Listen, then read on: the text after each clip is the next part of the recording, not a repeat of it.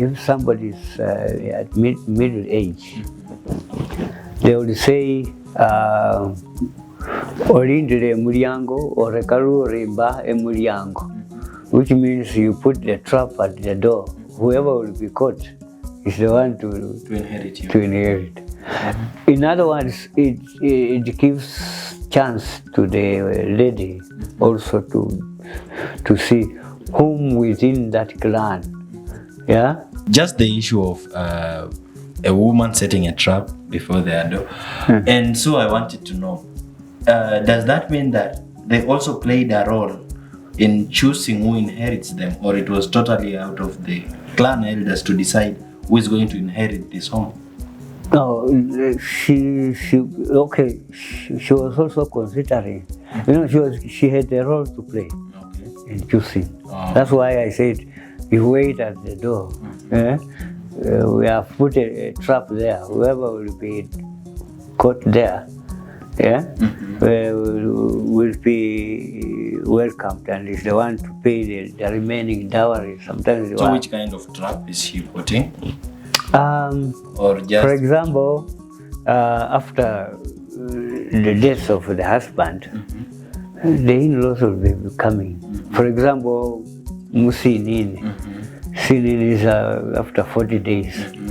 If the woman, the woman sees that Dan is not worthy, we have this Comasiero. Riafu and Lisiero. You know the difference. Lisiero is still raw. Raw skin. But Riafu is a dried skin of the animal. So this lady will give you a hard skin which is not smooth. And then you will see that you are not wanted there. But if you reach there and she gives you a smooth one, and you say you are interested.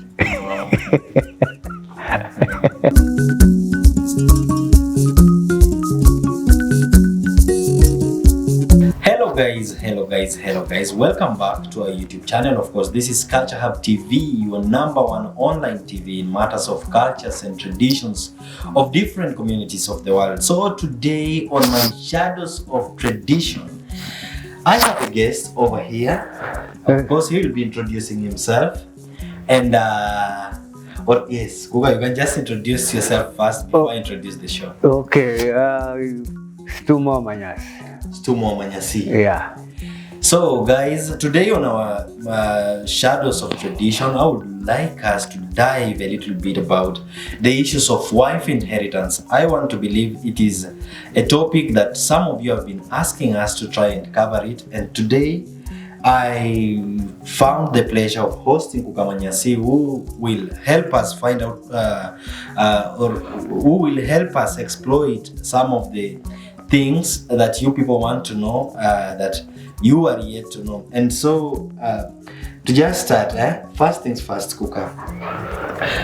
Western Bantus, of course with no exception of River Lake Nilotes, are some of the communities that should practice a lot of traditions. If I've been doing my research and I noticed that Western Bantus have a lot of rituals, especially when it comes to matters of, or when it comes to the issue of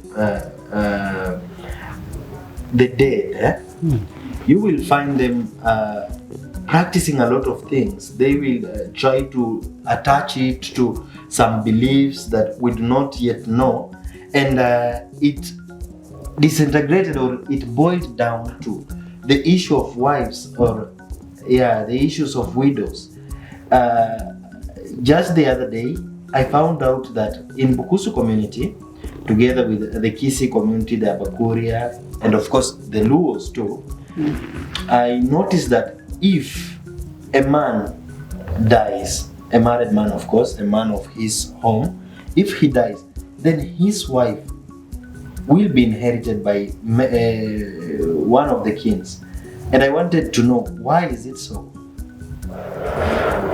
That's a very good question. In fact, when we talk of inheritance,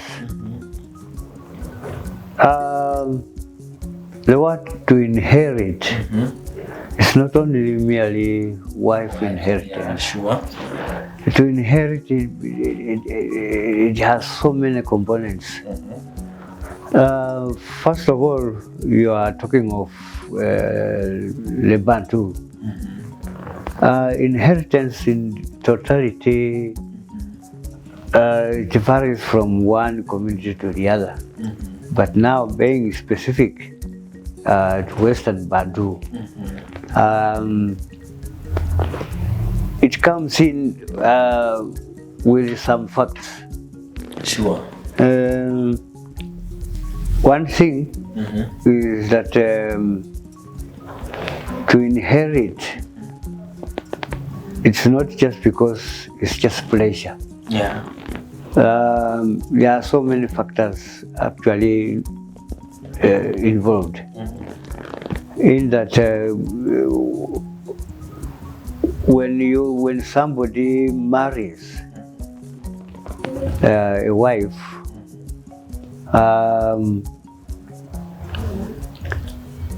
this wife is told that in the initial stage she's advised that you are going to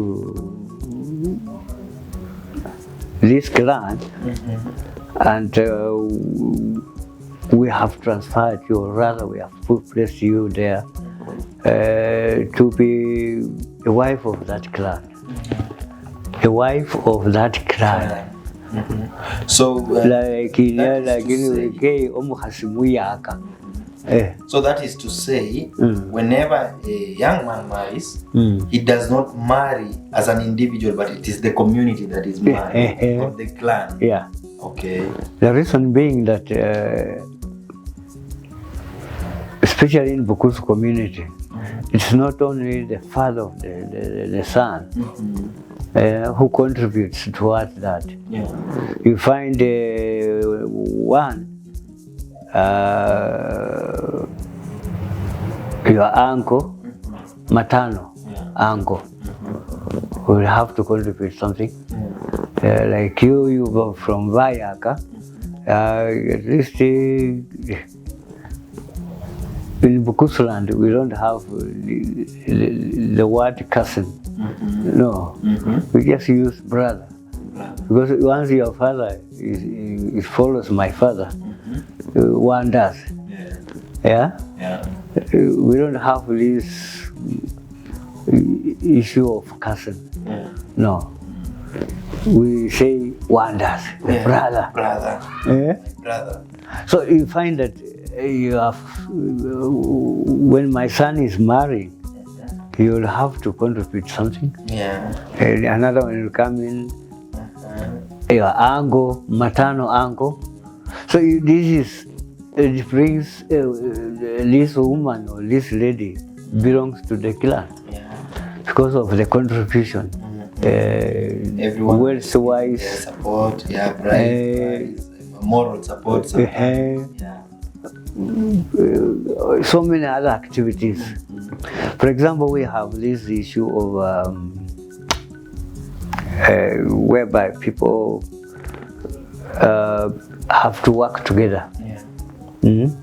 We say, you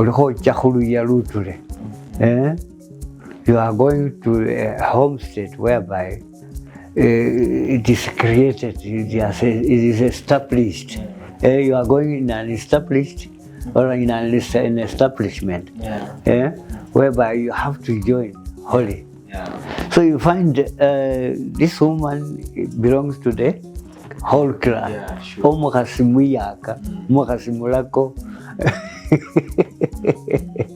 I now get the point. So inheritance, in other words, it means it is a strong bond of which you don't need, does not require to be distorted anyhow. So There are certain there are regulations whereby, you know, when it comes to inheritance, they have to consider so many things. Number one, the age of the wife or the couple. It also goes with the maybe if he's very young, or if he's middle age, or he's mature. So young, most cases they look at the young and middle age, whereby they have to be very careful when it comes to inheritance. Because when one is very mature, at 60 above, in other words, that one there is no question about moving out. Yeah, sure. Yeah. It's grounded in based on certain factors. Yeah. One, she has sons and daughters. Sons and daughters. In this case, if they have to perform any ritual or any activity, they are bound to those customs and traditions. Yeah. But middle age and young age, there are certain rules. For example, if somebody is very young, maybe she has no wife, no child. It happens coincidentally, maybe an accident, or one is ambushed and is dead, and he has just married. That one, they look at how much wealth was given to the family of the girl. If the marriage was formalized, formalizing marriage in Bukusu is that you have paid dowry, you are married officially. And now, what makes it officially like? So official marriage in this case, dowry was paid. Yeah, and remember, Huserera was there. Huserera means the parents have to engage themselves to formalize the marriage of the two. Okay. Yeah, that is what we call Huserera. That is the initial stage of actually looking for the partnership. Huserera. People may normally make a mistake of Huserera and Huaha. No. What you are saying, Huserera? Is it now the period of courtship? Yeah. The courting now? Yeah. Okay. Yes. So there's courtship. And then we come to dowry. Okay. After dowry is when they come to wedding. After that, the girl or the lady will be given a goat to take back to her home. That one we call it Hutisa. Hutisa is when she comes. It is a ritual whereby it confirms the girl. Traditionally, that she developed her teeth when she was out. She's now coming in the home with the teeth. So she has to come and confirm that I belong to this family. That is what we call Hotisa. For example, if you happen to be to get a child out of wed, we call it Umwana wa Simba. When the child, be it a girl or a boy, when he comes to join the family, they call it Hotisa. So he has to be welcomed. Maybe if he developed or she developed teeth, or she was teaching when she was outside the home. They have to kill a goat and then they cleanse themselves. But if the child is brought before, they normally use the word shaving the hair. Yeah? If it's brought in to shave the hair, the goat will not be involved. Okay. Okay, so in this case, the lady will come to confirm herself to belong to the Vayaka now. Then thereafter, she will be set free to go and set her house. That is what he calls siteho. Siteho means she has to cook in her house, and then they share with the wife. That's when you have the cake in the churches these days. So a cake, what does the cake simplify? What does it mean? Be it in the church, be it even in the tradition. It is a bonding of the wife and the husband. And that's when they call, if somebody calls you, what is your surname? Wanyama. If somebody comes, hey, Wanyama. Bukusu will say, hey, umbuya wanjirebu siyo. So it means this bonding of the husband and wife, she will have to cook that food. In fact, normally it's not big, just a small share. And then when you share that cake, both of you now, the husband would say, Nanyama, and she will say, Wanyama, let us eat, let us share this cake. And we are sharing it on grounds that we are setting a bond whereby we will not leave each other. It's a confirmation. So on that note, you find that the marriage is now formalized. So which means the next step is to invite the father. The son's father will come in the home, in his house, because she's now married, confirmed she's now married to Wanyama. Yeah? Now your father will come in with your mother, and he's the one to give the blessings. Okay. He says, thank you. So after that, you are now free to exercise yourself in all the activities of the community. You can invite visitors in your home. You can also go to the other homes because you are now qualified. So in that case, that is now formalizing the marriage. So formal marriage, you can see now why when it comes to inheritance, people have to be very careful. Yeah. So if it happens that this is a young woman and the husband has passed away, they have no child, there are two things. One, they will consider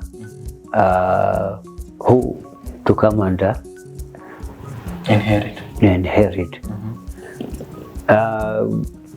If the wealth, if the dowry was paid in full and without no caution, she's now confirmed. She's confirmed as a wife To that clan. to that family. So it will depend. If the family of the girl will see that sometimes challenges are there. Yeah, sure. They may find that Mbayaka, I think it looks it's a bad omen. You can see. Yeah. So that can even bar the Bayaka to inherit this girl. And what happens to the bride price? Because you started by saying They will give back. or they will return the bride. They will return. They say, we are giving you back your wealth and we are going with our daughter. Okay. So that will be a secret to them. They say, you started your way With the but it's better. Yeah. So you find that inheritance in that case, it will depend. Yeah. It's not mandatory. But it becomes mandatory if they have kids, 1 to 3 children. That one, it will be within the family. In fact, within the family. Unless otherwise, if there is nobody to take over, is when they can extend it. It's just slightly, but not outside the clan. Yeah. The point is that we have the kids. Yeah. So when the kids are involved, then it becomes mandatory. Yeah. There is no point where the family of the girl will be allowed or will be given an option of returning. No. Okay. Yeah. Because of this, kids. And especially if they are boys. Especially if they are boys. I want to believe it's because boys are usually, or the community treats boys as continuity of the family. Of the family, yeah. They play that role. Yeah. Okay. In fact, in the old days, if your mother made jokes with the son, she could be given a very good punishment. For instance, which kind of jokes? Let's say if you are not taking care of the boys properly, you are not giving. Feeding them. When you see, you want to break the chain. We use the word si kolonjo silinde kunda. You see, kolonjo is that piece of broken pot. It does not rot. It cannot. So the sun is like that. So if it's a sun, at least if there are sons, or if there is a son, it will be within the family, so that that chain is contained. Yeah. And then, so obvious with the mature family, that one you will have. But before that,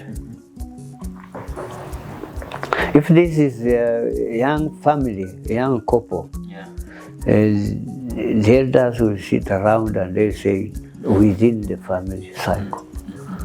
But if somebody is at middle age, they will say orindire mulyango orekaru rimba emulyango, which means you put the trap at the door. Whoever will be caught is the one to inherit you. To inherit. In other words, it gives chance to the lady also to see whom within that clan. Yeah, it was not in Bukusu land. It was not easy for a woman with a family to go outside. Yeah, otherwise you will bring in those traditions which don't go with that particular clan. For example, we have these talents, spiritual talents, kimisambwa, yeah, vuva, sivu, kimba, and then we have the other spiritual talents that they call vuvini, vurosi. Yeah, there are some clans who are naturally theirs is to kill. Yeah, to kill. Without even they are witchcrafts. Witchcraft. Yeah, you know those ones they will say if she goes out she will bring in a witchcraft. You might even have to raise a witchcraft. Yeah. Okay, yeah. So they are also looking at that. Okay. That's why at middle age it was not easy to go outside the clan. Another issue is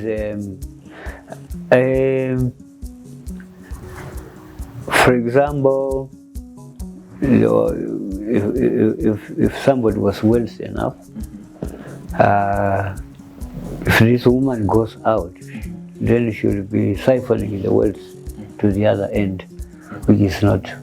And the Makiu, those days, wealth was the animals, and then also, of course, we are pastoralists.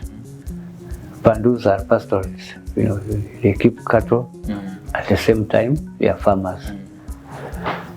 So they believe if this woman goes out, she'll be going away with the wealth of the clan. So she has to remain. Wife inheritance in Bukusu land meant to help that family to continue in their life. Unlike these days, he says,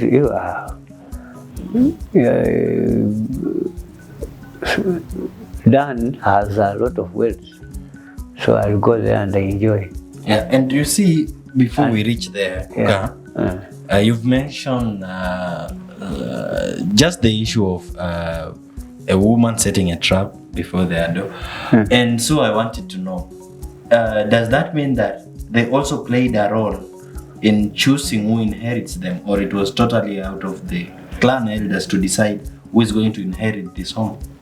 No, she was also considering. She had a role to play in choosing. That's why I said, you wait at the door. We have put a trap there. Whoever will be caught there, will be welcomed and is the one to pay the remaining dowry. Sometimes. So which kind of trap is she putting? Or just, for example, after the death of the husband, the in-laws will be coming. For example, Musinin. Sinin is after 40 days. A brother or one who feels that my brother left a family, so he has to prepare some beer to his home, come up with a goat. Then they come in the evening. He comes with the whole family, and they have to share. We go and share with the bereaved ones.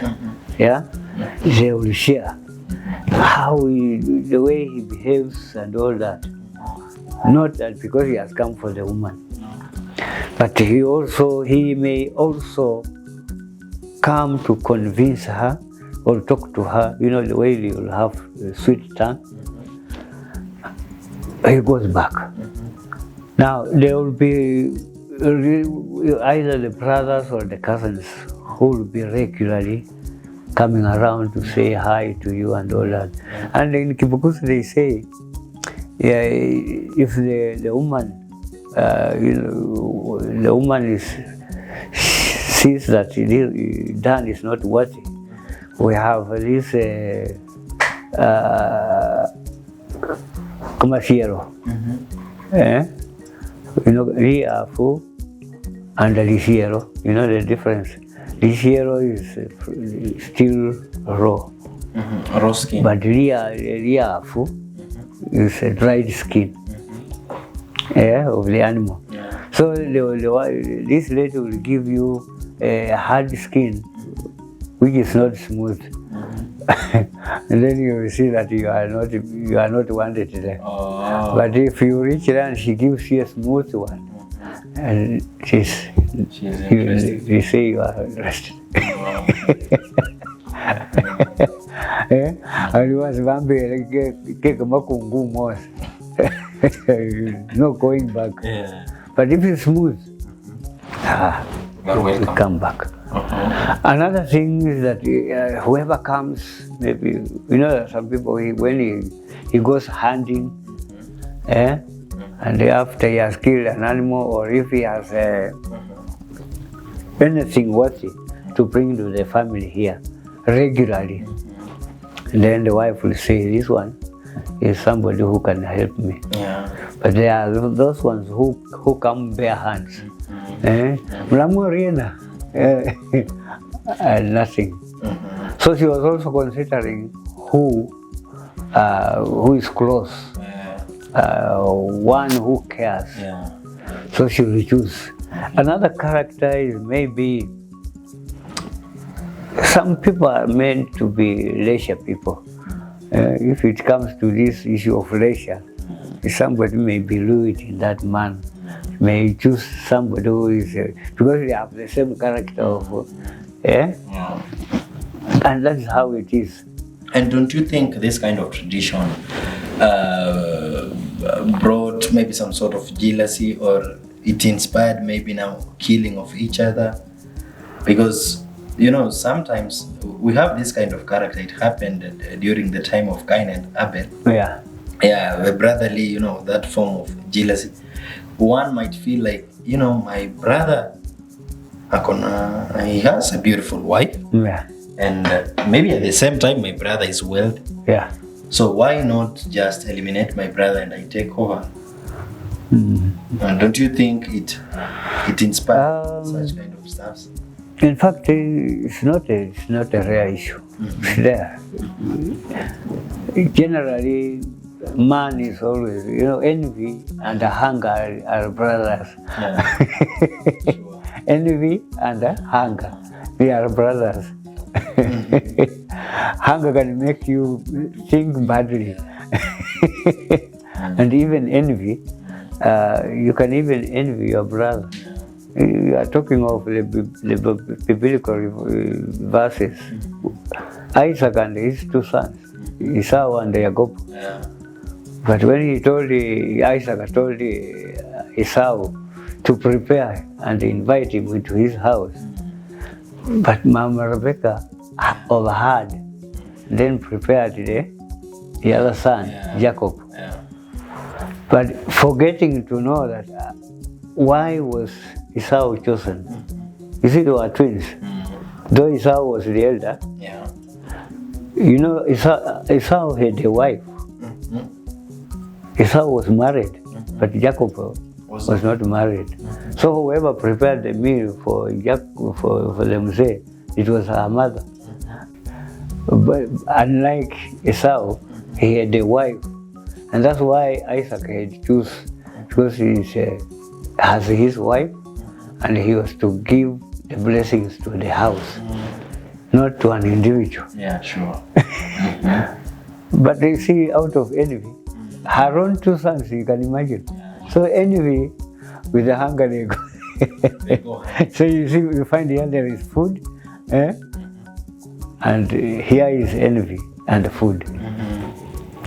So people have that behavior.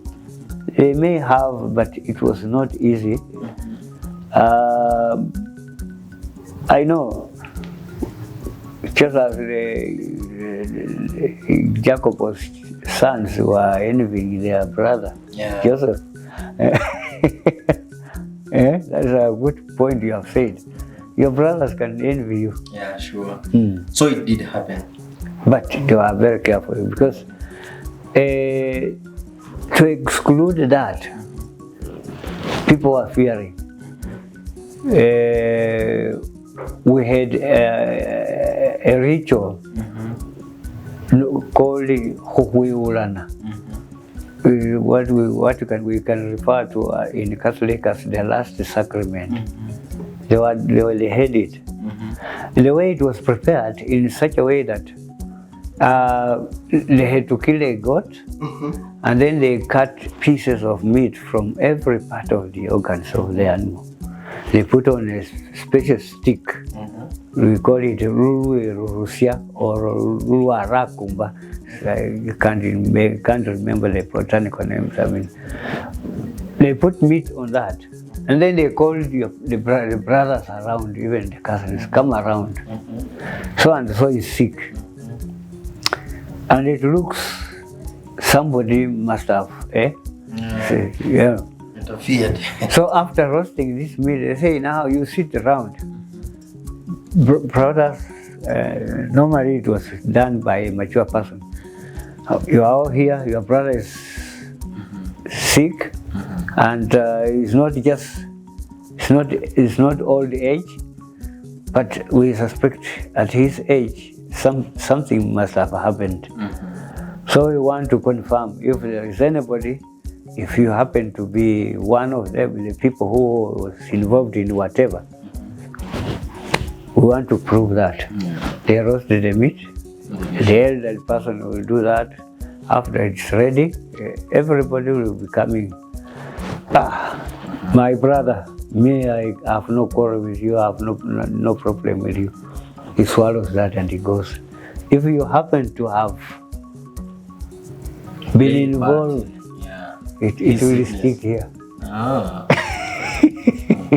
It will stick here. Those are miracles, eh? And say, they will have to say now this one is the cause of the sickness or the. So that's. So it made people. It made people to fear. To keep off from doing that, unless he does it through the other means of you involving some other outsiders. It can be in that manner. But still, that ritual, whether you use to somebody else, it will have to happen. Okay. So they believed it was. So this helped people know somebody just to do it. I've just remembered. Say if it's your brother, and you happen to befriend the wife, and you are age mates, you are circumcised the same group. It could happen. In which way? Is that if we were circumcised the same day, regardless of age, but we are above a cook. And those days they were using, if it is Vayaka, they were using one homestead. 10 to 20 boys could be lining up on that. So we are by age mates, comrades. But I happen to cohabit with your wife. But when you are sick, and I come to visit you when you are in bed, it will not last. You will go. Hey, what happened? Whether you are sick or not, but if you happen to be in bed, either way, you or me, at least say, hey, how comes? So if I come and you are bedridden and I happen to have been cohabiting with your wife, it's me to be affected. It's me to be affected because it's me who intruded. So it's me to be affected. Okay. So you see, may just come with, ni homa tu. Homa tu. Amekufa inaonekana kuna. Finally, those days, people are working together. And when you are working together, like what we call ekitai, doing all those chores together as a family in the clan. And you'll find that if there is anything underground, at least somebody must have known. They already know. Okay. Do you know why?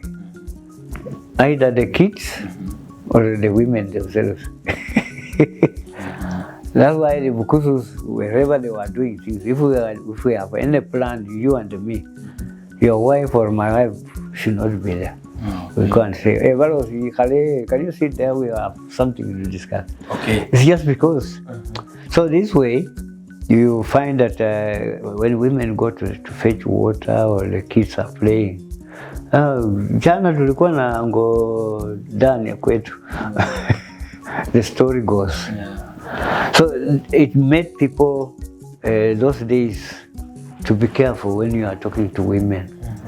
If she's in the given like a banana plantation or a potato plantation, anachimba viazi, as an elder person, simulize mbeho lipundi, watu watakuuliza, hey, when did the man was he given a potato from the potato plantation? Unless it's at home. Okay. So there are certain behaviors to some people who are daring. They could be daring and they could do that. It happens, yes. Okay, as we just wind up, I would want to know, okay, this is one of the traditions that is being discouraged currently, especially when you visit the Luo land. Research has shown that they are the most affected with HIV. And most of them attach it to this kind of tradition, Yes. wife inheritance. Yeah. Do you think it has also played part in this region in western this western part of Kenya region in what? Yeah, it is there, and it is happening. But one thing people have to be careful about is that because the way I've told you, it is also one way of checking if the wife to be inherited, which status is she. The Bukusu were also careful.